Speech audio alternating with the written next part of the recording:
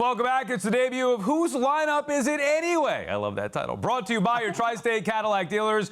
We're going to have Anthony and Elise give us their ultimate NL East lineup, a lineup using players from all the NL East teams, and I'll judge whose is better. Ant, you could start us off. What do you got? Sal, fun exercise, right? I think so. And Whose Line Is It Anyway? What a great... Yeah, that's Robinson, our producer. Right. Yes. Absolutely. Well, look, I start with the guy who might just be the best player in the entire division, and that's Trey Turner, the new Phillies shortstop, electrifying. Then I go Acuna, Bryce Harper, who's coming back, but is DH only because I got Acuna and right.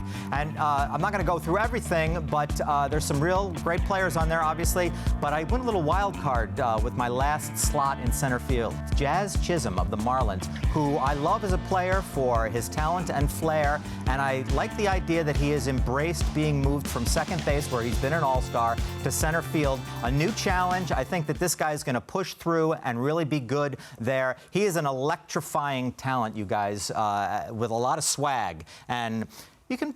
You know, you got some swag. You can be on my team, Sal. Yeah. You know that. I know. I get it. You're all about and the then, swag. Sandy Alcantara's my starting pitcher, right. defending NL Cy Young Nothing says Award. swag quite like Anthony McCarron. I mean, look at me, for God's sake. I will say that I see too many Braves and Phillies in there. Now, I get it. I mean, they're pretty good, Sal. Two you might Mets remember. One was in the World Series. The other one won the division. Oh, don't remind me. Come on, that's not nice. All right, Elise, what do you got for us? Okay, so I have X Factor, as we talked about them. That's a little different, though, than yours. So I'll just go right to it because he's at the top of my lineup. And that is, I put Trey Turner at second because I wanted Lindor at shortstop.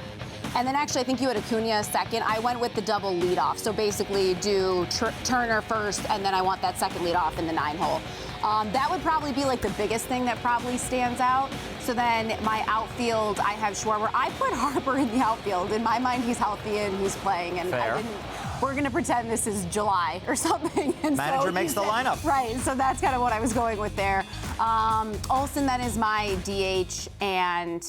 yeah, I think that pretty much summarized. I was just trying to go through and pick. Both had Pete Alonso at first. Yeah, I've been watching these lineups here. I don't see enough Mets, and especially at the starting pitching spot. Not bad, obviously, and it's hard to argue. I almost went with Verlander. I did. I was deciding between. I personally would go Scherzer because I love Max Scherzer. But you look at those lineups, and I wonder, we know that the Mets are a little thin offensively, right? We've talked about it, which is why we were excited about when they had Correa for the moment that they did.